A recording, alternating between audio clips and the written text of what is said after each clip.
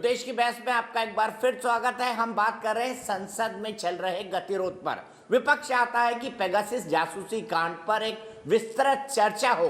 संसद में मंत्री ने बयान दिया है, सरकार कहती है कि बस मंत्री साफ कर चुके हैं, इसके बाद आगे क्या जरूरत है, सरकार क्या अपना मन बदल सकती है, इसके बारे में मनोज यादव से पूछेंगे। लेकिन इसके अलावा भी बड़ा मुद्दा है, कोरोना की दूसरी लहर में जो लोग मारे गए थे, कृषि कानून, पेट्रोल और डीजल की महंगाई, सामानों की महंगाई, गिरती हुई अर्थव्यवस्था, बेरोजगारी, कई सारे मुद्दे हैं। लेकिन चर्चा क्यों नहीं? पिछले 13 दिन में 243 करोड़ रुपए का नुकसान हुआ है संसद न चलने के चलते। सीधे अपने बड़े पैनल को इंट्रोड्यूस करता हूं। मेरे साथ वरिष्ठ पत्रकार आशुतोष है, मेरे साथ मेरे पूर्व संपादक राहुल देव जी मौजूद हैं, मेरे साथ डॉक्टर मनोज यादव हैं जो कि भारतीय जनता पार्टी के राष्ट्रीय प्रवक्ता हैं, मेरे साथ डॉक्टर रागिनी नायक है जो कांग्रेस की राष्ट्रीय प्रवक्ता है, मेरे साथ शांतनु गुप्ता है जो कि एक राजनीतिक विश्लेषक है। तो रागिनी, शुरुआत आपसे ही करूंगा। हमारे जो पुराने दर्शक थे, ऋषिपाल महाशय, उन्होंने कहा कि नहीं भाई, इसके लिए तो विपक्ष जिम्मेदार है।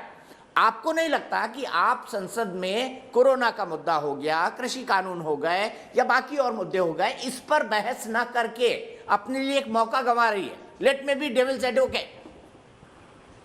दीपक जी, राज्यसभा में एक दिन कोरोना पर बात हुई थी, बहस हुई थी, तो क्या हमारे सामने आया कि सरकार संसद के पटल पर खड़े होकर कह रही है कि ऑक्सीजन की कमी से एक भी व्यक्ति की मृत्यु का आंकड़ा इस सरकार के पास नहीं है। ये तो ये कोरोना पर बहस करना चाहते हैं, ये बहस होगी। अब बिजनेस एडवाइजरी कमेटी के बारे में भी बता देती हूँ। ये मॉनसून सत्र शुरू होने से पहले राज्यसभा की बिजनेस एडवाइजरी कमेटी जो ये तय करती है कि किन किन विषयों पर चर्चा होगी, कौन कौन से बिल पास होंगे, वो रद्द कर दी गई। लोकसभा की बीएसी ये निर्णय ही नहीं ले पाई कि कौन से विषयों पर किस दिन चर्चा होगी। आज राज्यसभा की बिजनेस एडवाइजरी कमेटी, जो कि 3 बजे उसकी लिस्ट निकली थी, उसमें एक भी मुद्दे पर चर्चा करने का एक नाम मात्र का, लेश मात्र का उल्लेख नहीं था। ये सरकार चर्चा से बच क्यों रही है, ये बड़ा सवाल है। मोदी जी की सफेद दाढ़ी में तिनका है क्या?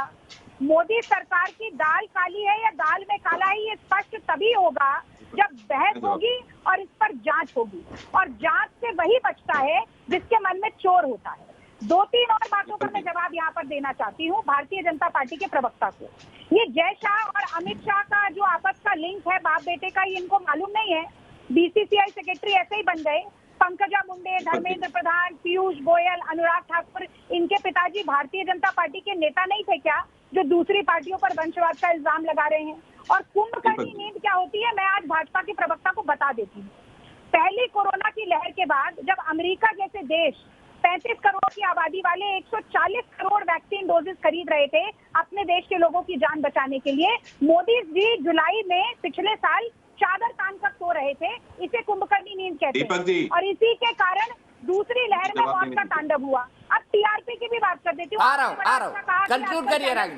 चैनल्स की टीआरपी नहीं हो रही है, लेकिन जो व्यक्ति खाली टनल में हाथ हिला सकता है, जो अपनी माता जी के पास 50 फोटोग्राफर ले जाकर पैर छूता है, जो अपने ही नाम का 10 लाख का सूट पहन सकता है, जो कि मोर को दाना खिलाते हुए पोस्ट करता है, जो कि घड़ियाली आंसू टीवी पर बहाता है, लेकिन अपने मन में किसानों के प्रति कोई वेदना नहीं रखता, जो कि अपने मन में इस देश के आंतरिक सुरक्षा के प्रति कोई पीड़ा नहीं रखता, उस व्यक्ति से ज्यादा टीआरपी की किसको जरूरत होगी? और मुझे केवल ये बात बता दीजिए, 2 सवाल पूछे हैं विपक्ष ने। पहला सवाल, क्या आपने पेगासस सॉफ्टवेयर खरीदा है सरकार ने? दूसरा सवाल, खरीदा है तो किन किन लोगों के खिलाफ इसका इस्तेमाल किया है? शांतनु जी कह रहे थे हम क्यों जांच कराएं? भाई फ्रांस नहीं रुका जांच कराने के लिए। उन्होंने नहीं कहा कि एफआईआर करवाइए, पहले जो विक्टिम हो वही एफआईआर कराएं। सरकार की कोई नैतिक जिम्मेदारी नहीं है। इजराइल नहीं रुका, और फ्रांस ने जो इन्वेस्टिगेशन की उसमें पता चला कि उनके देश के 2 बड़े जर्नलिस्ट जो मीडिया पार्ट के हैं, उनके फोन में पेगासस पाया गया, और ये वही लोग थे जिन्होंने राफेल का खुलासा किया है। तो ये चारों तरफ जो है, ये सारे जो जोड़ हैं वो मिले हुए हैं। और जिस तरीके से मोदी जी इस दलदल में फंसेंगे अगर जांच हो गई, उससे बचने के लिए ही लगातार स्थगित करने का और समाधान की जगह व्यवधान। क्या जांच से बचना है डॉक्टर मनोज यादव, इसीलिए बहस से बच रहे हैं आप? दीपक जी, ऐसा है कि मैं क्या जांच से बचना है इसीलिए बहस से बच रहे हैं डॉक्टर मनोज यादव आप? सर, हम किसी बहस से नहीं बच रहे हैं। बहस कराने के लिए पार्लियामेंट तैयार है, सरकार तैयार है, लेकिन मैं पूछना चाहता हूँ, ये जो व्यवधान पैदा कौन कर रहा है? देखिए दीपक जी, जैसा इनके सवालों जैसे जैसे सवाल पूछे मैं बताता हूँ। अरे कोरोना मनोज पर यादव जी, आपकी देखिए, आप सरकार बीच में मत एडजर्नमेंट बोलिए। मोशन क्या पास नहीं होने राजनीति, क्या देती। तरीका है ये? रागनी बीच में सरकार नहीं सुनिए प्लीज, अभी। बहुत अच्छा हो रहा नहीं होने था। देती। रागनी बीच और में नहीं सुनिए आप, ये प्लीज, क्या तरीका है? रागनी गलत है। मनोज जी क्या बिल्कुल तरीका है शांति भाई? से आपको सुन रहे थे। उल्टा क्या रागनी तरीका है गलत है ये, राजनीति? रागनी गलत है ये। दूसरे को देते हैं आप, के सुनिए ऊपर अभी लागू हो शांति रहा से। है। सुनिए, प्रवचन मत रागनी कीजिए, गलत है आपका भाषण ये। सुन लिया। रागनी अभी तक सब कुछ अच्छा चल रहा था। भाषण सुन लिया आपका, मैंने आप सुनिए। देखिए ऐसा है दीपक जी, इन्होंने कहा कि माननीय मंत्री जी ने क्या कोरोना के ऊपर क्या जवाब दिया। आपको पता है राज्य सरकारें ही लिख करके भेजती हैं कि किस कारण से डेथ हुई है। वो आप अपने राज्य सरकारों से पूछ, उन्होंने क्यों नहीं दिया, पहली फॉर्म बात। में आपने डेथ अरे सुन लीजिए, अरे क्या तरीका है, कॉलम ही नहीं रखा। क्या तरीका है भाई? बड़ी चालाकी इतने बड़े से। बड़े आप आपको कितने नहीं समय से पता है पैनल में ऑक्सीजन बैठते हो, की ये कितनी क्या तरीका? मैं भी शॉर्टेज आपको नहीं बोलूंगा। रागनी जी मैं ऑडियो डाउन कर दूंगा, माफ कीजिएगा। बहुत अच्छी बहस चल रही थी अभी तक, कोई किसी पर नहीं बोल रहा था। सभ्यता है नहीं आपके अंदर, आप दूसरे को सभ्यता का पाठ पढ़ाते हैं। अरे सभ्यता का देखिए ऐसा सुन लीजिए, आप जैसे जो नकारा और निकम्मा जो राहुल गांधी चलिए रागनी माफ कीजिएगा, मैं आपकी आवाज रोक रहा हूँ। रागनी आप अपनी बात पूरी कर चुकी है, आप 5 मिनट बोली है, मैंने नहीं टोका आपको। रागनी की आवाज नहीं जाएगी, डॉक्टर मनोज यादव की आवाज जाएगी। देखिए ऐसा है दीपक जी, राहुल गांधी जो नॉन परफॉर्मिंग है और जिनको ये लॉन्च करने का प्रयास बार बार करते हैं, वो लॉन्च होने वाले नहीं है। और इनका ऐसा निकम्मा नेतृत्व है कि आप देखिए विपक्ष की भी ये लोग सीट नहीं बचा पाए हैं। और राहुल गांधी किस तरह से मस्खरे हैं, आप कैसे कैसी भाषा बोलते हैं। और राहुल गांधी जी कभी संसद में आंख मारते हैं और कभी आलू से वो सोना निकालते हैं। इतना वो मैच्योर पर्सनैलिटी पूरा देश जानता है। और वंशवाद की जहां तक बात कर रहे हैं, देखिए ऐसा है जो आप लोगों की प्राइवेट लिमिटेड कंपनियां, उसमें स्पष्ट रूप से लिखा गया है कि राहुल गांधी बनेंगे अध्यक्ष, राहुल गांधी अध्यक्ष बनेंगे या उनका पोता बनेगा या उनका बेटा बनेगा। वैसे ही आपने देखा है कि मुलायम सिंह यादव का बेटा या पोता बनेगा।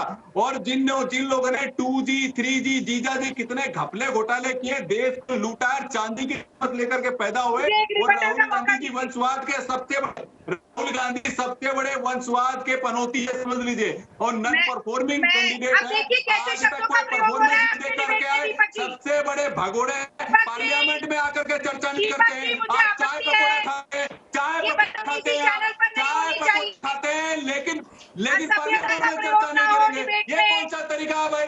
ये कौन सा तरीका है? ये कौन सा तरीका है? गलत शब्दों का अरे आपने भी प्रधानमंत्री जी के लिए किन किन शब्दों का इस्तेमाल किया था? आप बात बोल रहा है, राहुल गांधी भगोड़े बने हुए हैं, राहुल गांधी भागते हैं पार्लियामेंट के पर चर्चा हो रही थी, तो उस समय भी चर्चा वो उस समय उपलब्ध नहीं थे, वो स्थापित नहीं होते हैं। मैंने उनको कह दिया शब्दों की मर्यादा का ध्यान रखें, लेकिन रागनी शब्दों की मर्यादा आपने भी लांघी है, मैंने आपको नहीं रोका।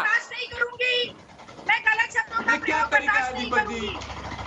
ये क्या तरीका है? ये बात नहीं करेंगे। आप हमारे माननीय नरेंद्र मोदी को कुछ भी बोलेंगे, आप हमारे प्रधानमंत्री को कुछ भी बोलेंगे। और कोरोना काल में जितना आपने वैक्सीन हेजिटेंसी पैदा किया, हमारे वैज्ञानिकों का अपमान किया, वैक्सीन बनाने वालों का अपमान किया, और बार बार ड्रामा किया। जहाँ से अपना काम कर रही थी कोरोना काल में, ऑक्सीजन पहुंचाने का काम कर रहे थे, आप लोग क्वारंटाइन हो गए थे, घरों में चुप गए थे, दिलों में चुप गए थे, और ट्विटर के ऊपर पॉलिटिक्स कर रहे थे और कुछ नहीं कर रहे थे। राजनी जी, आप लोगों ने कोरोना काल में भी देश के साथ में और जनता के साथ में अमर्यादित काम किया है, आप लोगों ने देश को गुमराह करने का काम किया है, भ्रमित करने का काम किया। ना माफ कीजिएगा, आप दोनों शब्दों की मर्यादा लांघ रहे हैं, मैं आप दोनों से बाहर निकल रहा हूँ। आपको लिए भी प्रधानमंत्री के लिए उन शब्दों का इस्तेमाल नहीं करना चाहिए, गृह मंत्री के लिए नहीं करना चाहिए, ना ही आपको राहुल गांधी के लिए करना चाहिए। मैं सीधे जा रहा हूं यहां से राहुल देव जी के पास। राहुल देव जी, क्या सत्ता पक्ष और विपक्ष के बीच इतनी कटुता आपने आज तक कभी देखी है अपने पूरे पत्रकारिता के करियर में? ऐसे कुछ मौके आए हैं जब बहुत ज्यादा कटुता रही है, और हम जानते हैं कि पूरे सत्र धुल गए हैं, और उनकी जिम्मेदारी से आज बीजेपी अपने को मुक्त नहीं कर सकती। कोई मैं न तो बीजेपी को पहली बात ये स्वीकार करना पड़ेगा विपक्ष के सबक सिखाने से पहले कि उसने जो पहले किया, या जो अरुण जेटली का बयान था या सुषमा स्वराज का बयान था, वो गलत था। कटुता तो छोड़िए, अब कटुता का मामला अलग है। हमारी ज्यादा बड़ी चिंता है कि संसद चलेगी कैसे, संवाद कैसे होगा, मुद्दे वहां कैसे उठाए जाएंगे। दूसरी बात, मुझे अभी मैं यहाँ आपको दिखाना चाहता हूँ कि आरजेडी के एक बड़े प्रमुख नेता हैं, सांसद मनोज झा, उन्होंने 18 जुलाई को एक साक्षात्कार दिया है, वो छपा हुआ है, और उन्होंने कहा है कि विपक्ष को संसद चलनी देनी चाहिए। जो ये अरुण जेटली ने 2012 में संसद को रोकने की जो परंपरा और जिसको जस्टिफाई किया था बीजेपी ने, कुछ सबक ऐसे हैं जिनको भुला देना चाहिए। तो ये विपक्ष के प्रमुख नेता जिनकी हाल में एक भाषण की बहुत प्रशंसा हुई है, उनका कहना था 18 जुलाई को एक दिन पहले सत्र शुरू होने से, लेकिन आज विपक्ष जो कर रहा है, तो मैं समझता हूँ कि कम से कम विपक्ष जिम्मेदारी दिखाए। सरकार अपनी जिम्मेदारी से बच रही है, ये साफ है। सरकार की से बहस हो कि सारे देश की समस्या है, तो अब इसको और सिखाने की जरूरत नहीं है देश को। लेकिन आप अगर अपनी भूमिका थोड़ी सुधार लें, आप ये अरुण जेटली और सुषमा स्वराज और 2012 को बार बार कोट करके आज ठहराव को जस्टिफाई करने की कोशिश बंद कर दें, तो बेहतर होगा। आप एक अच्छा उदाहरण क्यों पेश कर सकते? ये क्यों नहीं हो सकता? आशुतोष, अगर आपस में इतनी कटुता होगी, कटुता नहीं वैमनस्य से होगा, तो कैसे चलेगी देश की राजनीति आगे? जिस प्रजातंत्र के चलते पूरी दुनिया भारत का सम्मान करती है, 135 करोड़ का प्रजातंत्र है, अगर वहां बातचीत ही बंद हो जाएगी तो फिर आगे कैसे बढ़ेगा ये प्रजातंत्र? नहीं, प्रजातंत्र तो बिल्कुल आगे नहीं बढ़ेगा और प्रजातंत्र लगातार नीचे जा रहा है। अगर किसी को संदेह है तो उसको अपने गिरबान में झाकर देख लेना चाहिए था। जिस भारत पे हमको गर्व था, जिस भारत के लोकतंत्र पर हमें गर्व था, आज वो स्थिति नहीं है। तो राहुल जी भी मानेंगे इस बात को, आप भी मानेंगे। ये जब हम लोग, आप भी हमारे साथ काम करते थे, राहुल जी भी उस वक्त हमारे साथ हुआ करते थे, आपको अच्छी तरीके से याद है, अटल बिहारी वाजपेयी देश के प्रधानमंत्री थे, तब भी एक तरीके का मतभेद हुआ करता था, लेकिन एक दूसरे जो सम्मान का भाव था वो आज नहीं है। आप इसी डिबेट के अंदर देख लीजिए, जिन शब्दों का प्रयोग राहुल गांधी के लिए किया गया या जिन शब्दों का प्रयोग नरेंद्र मोदी जी के लिए किया गया, क्या वो शोभनीय है? क्या और ये दोनों शब्दों का प्रयोग उन्होंने मनोज जी आप चुप रहेंगे। मनोज जी आप चुप रहेंगे जब मैं बोल रहा हूँ। सोनिया गांधी जी का चश्मा, मनोज जी आप चुप रहेंगे। मनोज जी उन्होंने दोनों बातें बोली, मनोज जी उन्होंने दोनों बातें बोली, प्रधानमंत्री जी के लिए भी बोला, राहुल गांधी जी के लिए भी बोला, दोनों बातें बोली उन्होंने। जब वो उल्टा बोल रहे थे तब आप नहीं बोल रहे थे, यानी कांग्रेस पार्टी के कुछ बोलेंगे तो आप छाती पीटने लग जाएंगे। नहीं, दोनों प्लीज खामोश, उन्होंने दोनों के लिए बोला है, मैंने सुना उन्होंने दोनों के लिए बोला है कि राहुल गांधी के लिए भी गलत शब्दों का इस्तेमाल नहीं होना चाहिए था और प्रधानमंत्री और गृह मंत्री के लिए भी गलत शब्दों का इस्तेमाल नहीं होना था। मुझे कंक्लूड करना है, आशुतोष कंक्लूड करिए, फिर मैं शांतनु से। इन दोनों को पहले चुप कराइए। दीपक मैं बड़ी जिम्मेदारी के साथ कहना चाहता हूं कि इसमें जितनी विपक्ष की भूमिका है उससे ज्यादा बड़ी भूमिका सत्ता पक्ष की है। सत्ता पक्ष आप सरकार के अंदर है, अगर सरकार नहीं चल रही है, अगर संसद नहीं चल रही है, तो सत्ता पक्ष को आगे बढ़ना चाहिए और विपक्ष के साथ मिलकर तय करना चाहिए कि आखिर कैसे और किस तरीके से संसद चल सकती है। क्योंकि जो बुनियादी सवाल है ठीक है, बुनियादी सवाल शांतनु से आखिरी जवाब। शांतनु बताइए, क्या आगे बढ़कर सरकार को जाना चाहिए विपक्ष से बात करने के लिए? शांतनु बताइए।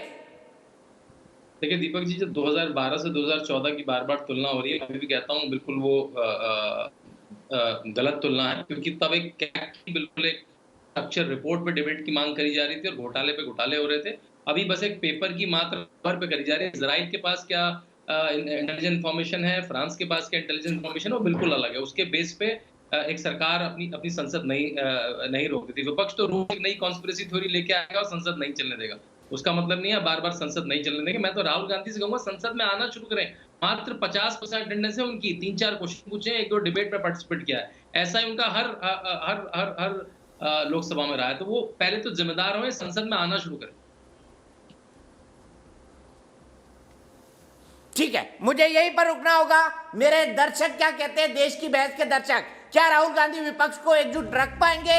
9% लोगों का कहना है हाँ वो रख सकते हैं, 91% लोगों का कहना है नहीं। फिलहाल एक ब्रेक, लेकिन न्यूज नेशन एक ऐसा चैनल है जहां पर खबरों का सिलसिला कभी नहीं थमता।